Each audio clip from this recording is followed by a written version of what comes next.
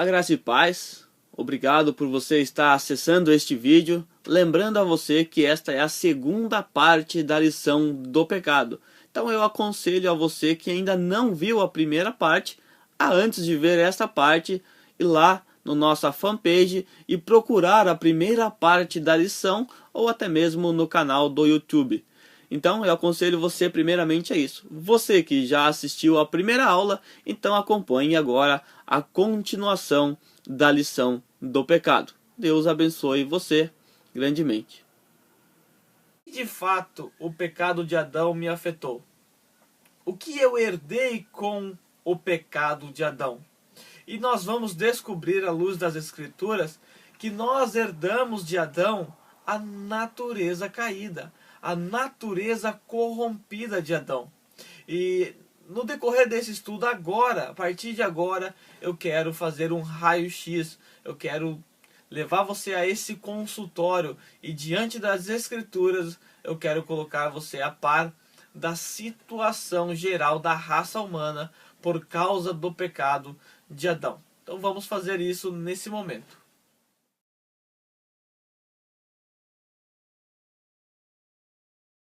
Aí está a resposta aos irmãos. A Bíblia diz que todos pecaram. Mas ainda há uma segunda pergunta que precisa ser feita. E esta é a grande pergunta que está em jogo. Como o pecado de Adão nos afeta? Esta é a grande pergunta a ser feita. Porque se o pecado de Adão não nos afeta em nada, então nós não temos nada que ver com Adão. Mas por outro lado, se o pecado de Adão nos afeta em algum aspecto, então nos é muito importante saber que aspectos são esses. Quais são as consequências do pecado de Adão para nós? Então vamos, neste momento, observar o que diz o texto bíblico. Portanto, da mesma forma como o pecado entrou no mundo por um homem, e pelo pecado a morte, assim também a morte veio a todos os homens, porque todos pecaram. A Bíblia nos mostra que o pecado entrou no mundo por meio de um homem, e pelo pecado desse homem veio a morte. E o texto segue dizendo, assim também a morte veio a todos os homens. Não é a alguns homens. A morte veio a todos. Por quê? Porque todos pecaram. Então, a consequência direta do pecado de Adão é a morte a todos os homens. A todos os homens que pecaram. E nós acabamos de ver que todos os homens pecam. Então, concluímos que a morte veio a todos os homens. Então, a resposta a essa pergunta, como o pecado de Adão nos afeta? Nos afeta trazendo morte física e morte espiritual.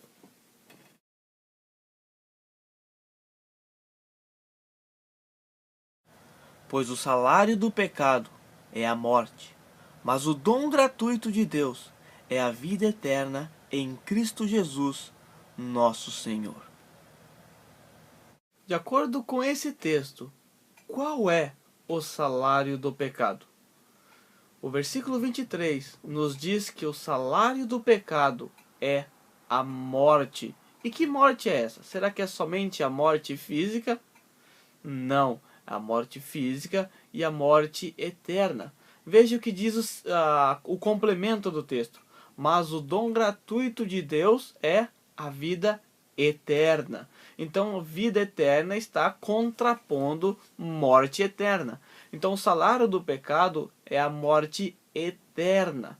Lembra que Deus disse a Adão no paraíso que no dia que eles comessem da árvore do conhecimento do bem e do mal, eles iriam morrer? Exatamente, eles comeram do fruto proibido e agora eram dignos de receber o salário devido. Está aí a resposta, então, trazendo a morte eterna. De acordo com o rei Davi, com quantos anos uma pessoa, entre aspas, torna-se pecadora? E nós vamos nesse momento ler o Salmo 51, verso 5. Nós vamos ler o Salmo 51, verso 5, e nós vamos ver com quantos anos uma pessoa torna-se pecadora. Antigamente diziam que a pessoa se tornava pecadora aos 7 anos de idade. E a igreja romanista inventou que até o 7º ano a criança era pura, ou seja, destituída de pecado. E com 7 anos, então passava-se a fase da inocência e agora aquela criança, entre aspas, tornava-se pecadora. Se ela morresse antes disso, ela estava absolutamente garantida no céu, porque era considerada uma pessoa sem pecado. Mas, milagrosamente, a pessoa com 6 anos, 365 dias de vida, à meia-noite, perde a salvação e agora passa a ser alguém condenado. O pecado passa a fazer parte da vida deles. Então, essa era a perspectiva, há um tempo atrás, da igreja romanista com relação ao pecado. Mas o que a Bíblia nos diz a respeito do pecado? Com quantos anos? Qual é a faixa etária para que alguém tome essa posição de pecador? Será que é com 1 ano? Será que é quando começa a falar? Será que é quando começa a entender as coisas? Com quantos anos uma pessoa torna-se pecadora? Vamos ver o que diz Salmo 51.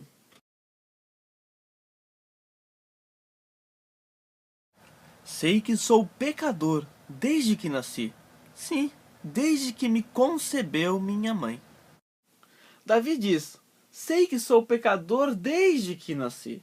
Se nós parássemos por aqui, nós já entenderíamos que no nascimento de Davi ele já era pecador.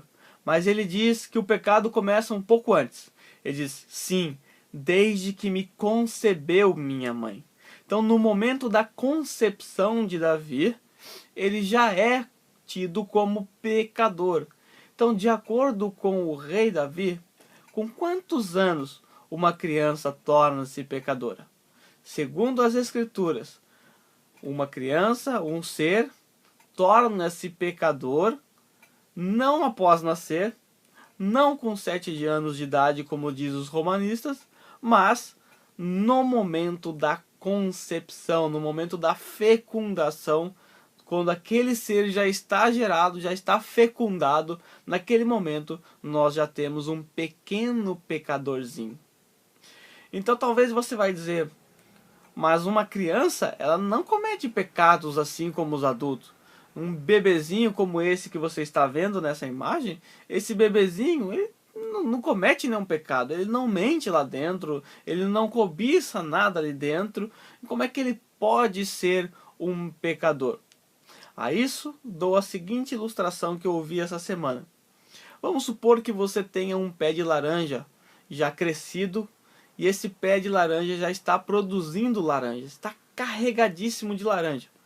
E do lado desse pé de laranja você tem uma pequena muda de laranja que acabou de ser plantada.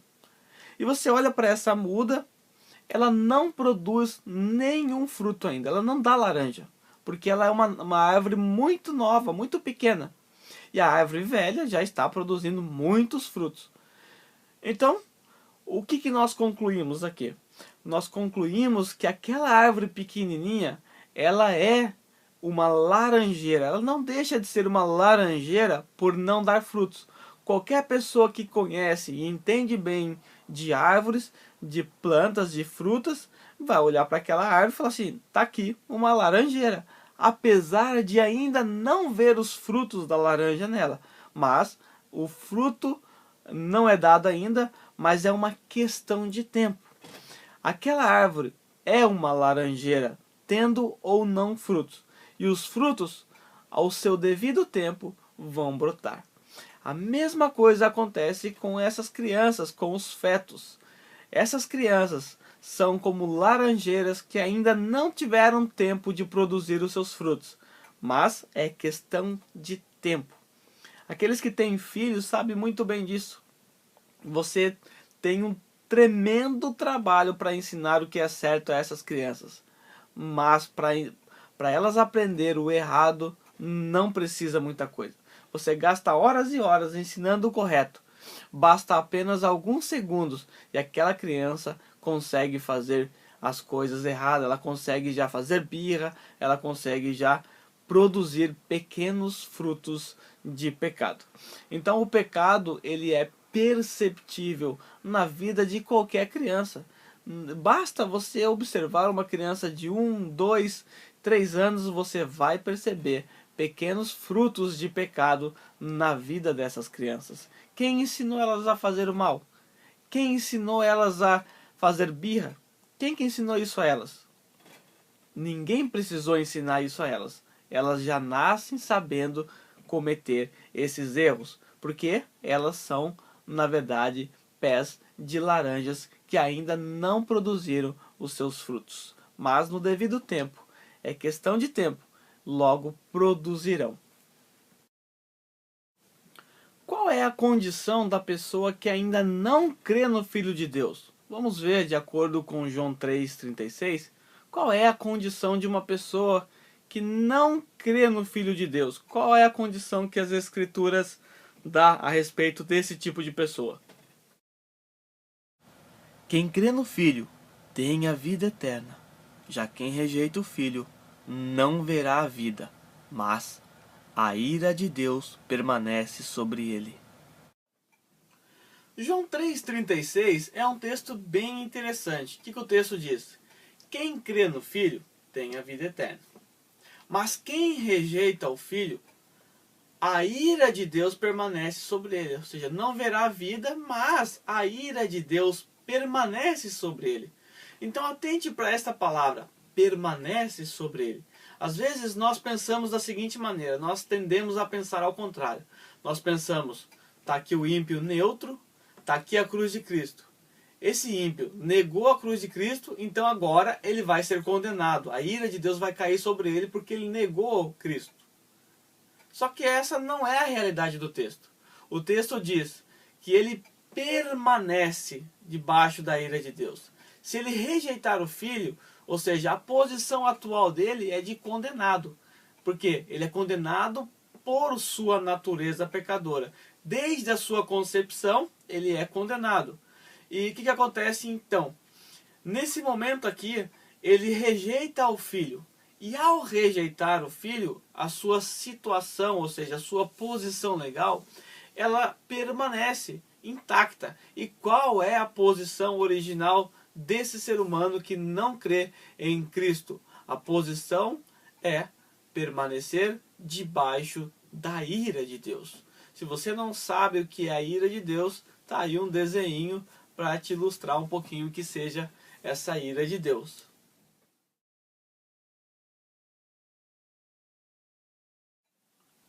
Nesse exato momento, vamos agora submeter o ser humano, submeter a raça humana ao raio-x. Vamos ver qual é a descrição ou qual é o diagnóstico que a Bíblia nos dá a respeito dos seres humanos. E isso inclui, obviamente, eu e a você. Vamos ver o que a Bíblia diz a respeito dos seres humanos.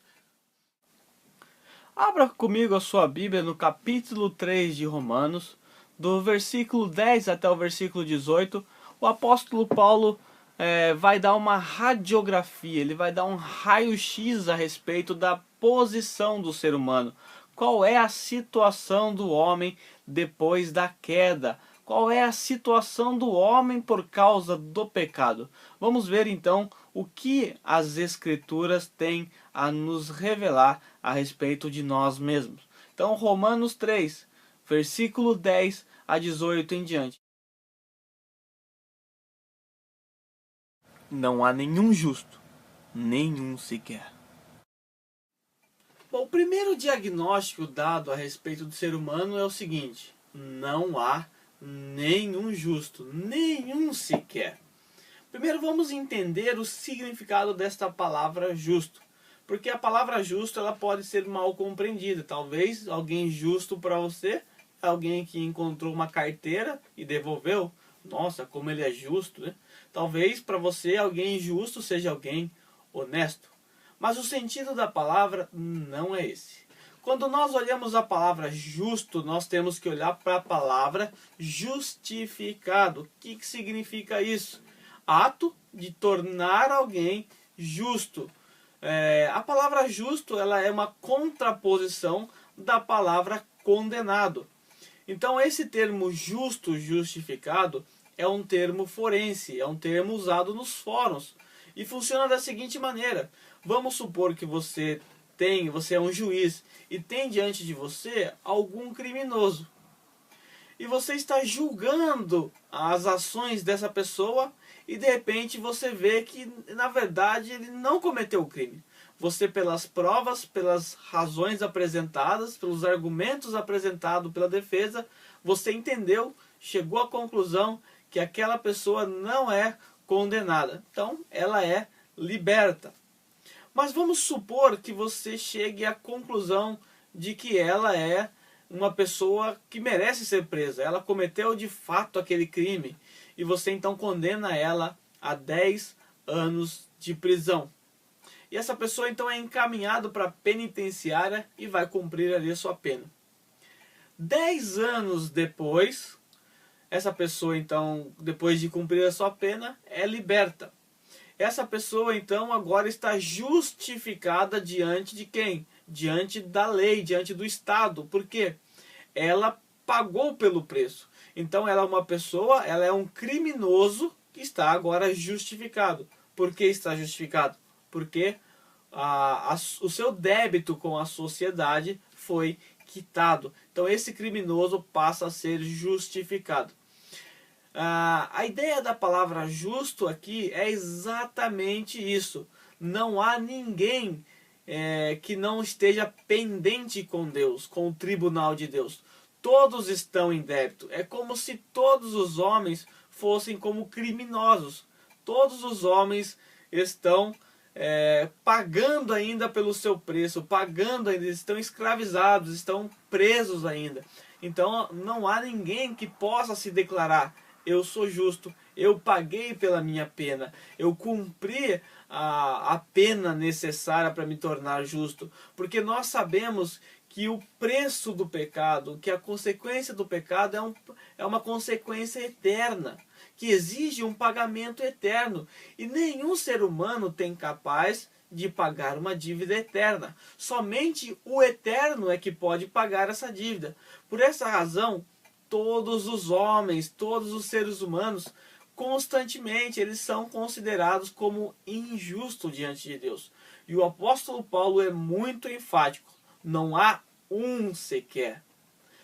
Existem bilhões de pessoas na face da terra hoje. E desde a criação de Adão e Eva até chegar hoje, quantos bilhões de pessoas não pisaram aqui a terra? E o apóstolo Paulo olha para frente, olha para trás, olha para o seu tempo, para o presente e diz: não há nenhum justo sequer. Então observe que o pecado do homem, o pecado de Adão lá no paraíso, trouxe essa consequência a todos nós. E essa consequência é nos colocar numa posição de injusto diante de Deus. Deus, quando olha para nós, só vê seres humanos indignos, seres humanos injustos, ou seja, seres humanos incapazes de pagar pelo seu pecado, pagar pela sua pena. Esta é a primeira condição do ser humano. Então o raio-x começa dizendo: o laudo médico seu já dá o primeiro diagnóstico. Qual é? Você está injusto diante de Deus. A raça humana está injusta diante de Deus. Não há nenhum justo sequer. Então esse é o primeiro diagnóstico, é o primeiro resultado desse raio-x. Mas há ainda um outro resultado. Observe só.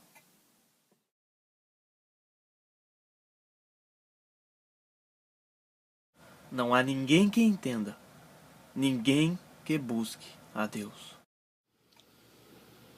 O apóstolo Paulo nos mostrou que o ser humano, a sua posição legal, ela foi afetada por causa do pecado. Mas o pecado de Adão não parou apenas na posição legal. O pecado de Adão também trouxe consequências ao intelecto do ser humano. Veja o que o apóstolo Paulo diz. Ele diz que não há ninguém que entenda. Ninguém é capaz de entender as coisas de Deus. Mais para frente nós vamos ver que o apóstolo Paulo também descreve o ser humano como morto espiritual por causa do pecado. Você já tentou ensinar algo a um morto? Você já teve essa experiência de ir a um cemitério e tentar dar aula de matemática a um morto? Bom, acho que ninguém teve coragem de fazer isso. Mas se você fosse, ou você nem precisa ir a um cemitério para saber que a coisa não vai funcionar legal. O que vai acontecer se você tentar ensinar algo ao morto? O morto não vai entender nada do que você está falando. Você não vai conseguir obter um resultado daquele morto. Por quê? Morto não pensa, morto está morto. O apóstolo Paulo vai escrever o ser humano também mais para frente dessa maneira. Mas esse texto nos mostra que o pecado de Adão trouxe consequências intelectuais a todos os seres humanos, a todos nós. Portanto, se você é um ser humano descendente de Adão e Eva, então você se enquadra aqui. Esse diagnóstico pertence a você, é seu exame médico. Esse diagnóstico está falando a seu respeito. Você não pode compreender as coisas de Deus. Eu não posso compreender as coisas de Deus. Ninguém pode compreender as coisas de Deus. Em outro lugar, as Escrituras nos diz que as coisas espirituais só podem ser compreendidas espiritualmente. A menos que você seja espiritualmente vivificado, jamais você vai compreender, jamais você vai entender as coisas de Deus. Então esse é um segundo diagnóstico a respeito da raça humana. Não há ninguém que entenda. Ninguém é capaz de compreender as coisas de Deus. Por quê? Todos pecaram.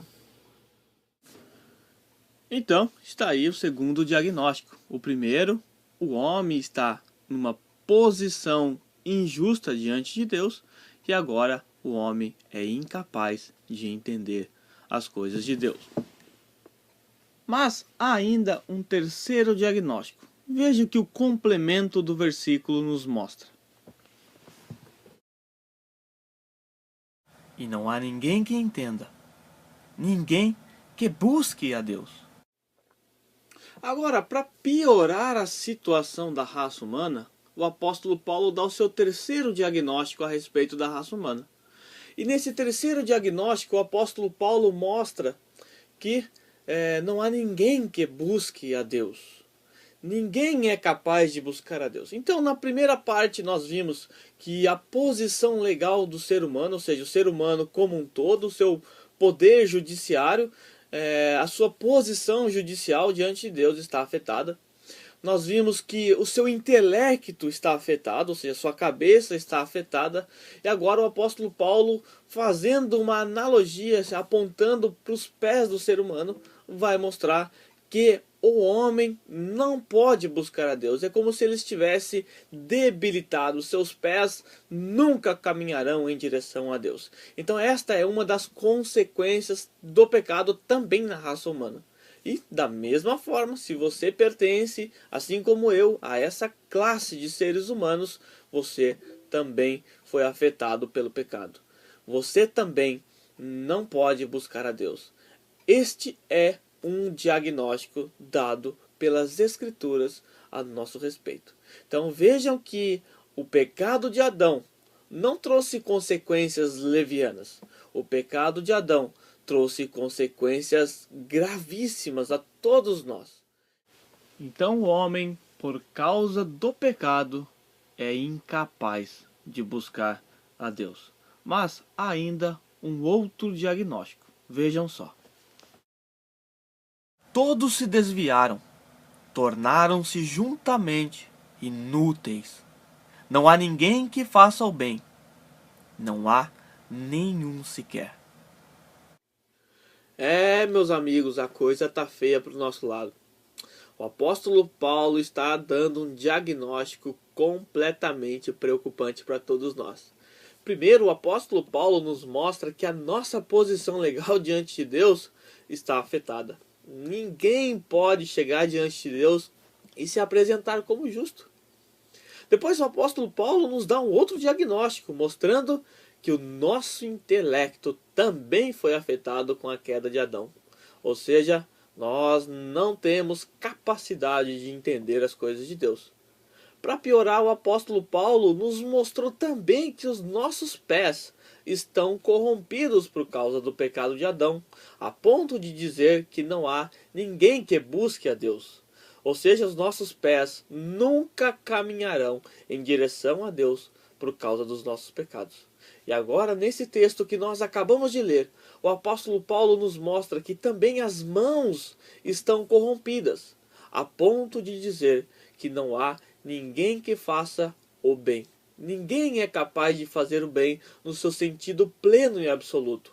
A coisa está ficando feia para o nosso lado. Mas o diagnóstico não para por aí. O pecado de Adão abrangeu também outras áreas dos seres humanos. E é importante nós compreendermos isso. Então veja o que diz o apóstolo Paulo a respeito dos homens por causa do pecado. Veja o que diz as Escrituras.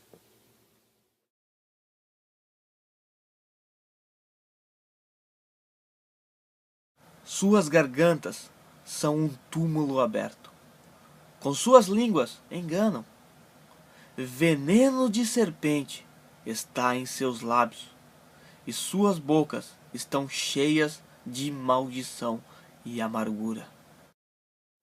Agora, o apóstolo Paulo nos mostra que também a nossa boca, a nossa garganta e a nossa língua foi afetada por causa do pecado de Adão. Já vimos que fomos afetados o intelecto, os pés, as mãos, e agora nós estamos vendo que também a nossa boca, a nossa língua também foi corrompida por causa do pecado de Adão. A nossa boca é como um sepulcro, os nossos lábios, deles saem venenos como os das serpentes. Portanto, observe que não está sobrando nada intacto no ser humano. A queda de Adão trouxe aquilo que nós chamamos de corrupção total dos seres humanos. O ser humano não ficou inerte, não ficou intacto ao pecado de Adão. O pecado de Adão trouxe essas consequências a todos nós. Essas consequências diz respeito a todos os seres humanos. Então veja que em nós não está permanecendo nada perfeito, nada intacto. Isso que o apóstolo Paulo está nos mostrando aqui nesse texto. Nos está nos mostrando que as nossas bocas, as nossas línguas estão corrompidas também pelo pecado. A coisa está indo de mal a pior. Mas não para por aqui. O exame médico ainda prossegue. Ainda há um outro diagnóstico nas Escrituras. Observe o que diz o texto bíblico.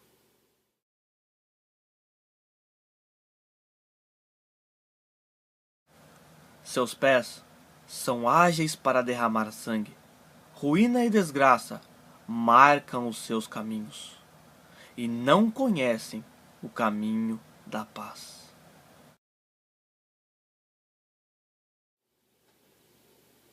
Nesse texto, o apóstolo Paulo ressalta que os nossos pés são ágeis para derramar sangue.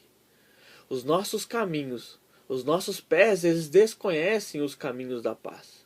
Então observe que da cabeça até nós chegarmos aos pés, o homem está totalmente corrompido por causa do pecado. Não ficou nada intacto no ser humano. O ser humano, da cabeça aos pés, está debilitado por causa do pecado. Esta é uma das condições do ser humano por causa do pecado. Ter pés que são ágeis para fazer o mal. Nós vimos que somos incapazes de fazer o bem, mas somos muito capazes de fazer o mal. Para fazer o bem, nos é impossível, mas para praticar o mal, nós somos ágeis, nós somos rápidos para agir. Observe que os seres humanos, os pés deles, são ágeis para a maldade e desconhecem o caminho da paz. Mas a coisa não acabou por aqui. Ainda há um outro diagnóstico a ser apresentado a você. Confira o que diz as Escrituras. aos seus olhos é inútil temer a Deus. Aqui em Romanos, o apóstolo Paulo conclui o diagnóstico a nosso respeito, mostrando que também os nossos olhos, o nosso olhar está corrompido. Veja o que ele disse: aos seus olhos é inútil temer a Deus. O apóstolo Paulo nos mostra que aos nossos olhos é inútil temer a Deus. Então, um homem que é caído por causa do pecado de Adão, os seus olhos, o seu olhar, ao seu ver, é inútil temer a Deus. Então, o homem, por causa do pecado de Adão, não teme a Deus. O homem carnal, o homem sem Cristo, ele não se preocupa com as coisas a Deus. Ele não age pensando, não age com medo, e será que Deus se agrada do que eu estou fazendo? Não.